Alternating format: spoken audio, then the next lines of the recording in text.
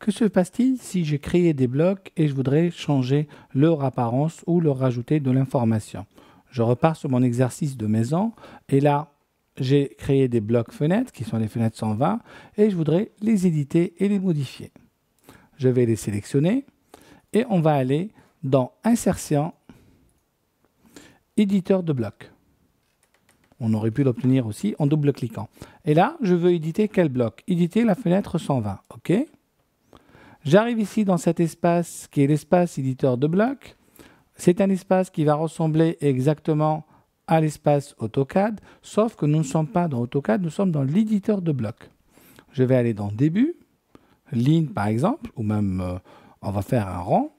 Tiens, je vais dessiner ici un cercle comme ça. Je vais le positionner exactement comme ça ici. Je peux dessiner toujours dans le début. Je vais copier ce bloc-là, le prendre par son milieu, accrochage objet milieu. Voilà, pour le mettre, bouton droit, je modifie l'accrochage objet. Je vais prendre milieu entre deux points, entre celui-là et celui-là. Je vais ajuster ici. Je vais rajouter un montant plein. Je vais ajuster ici. Je valide.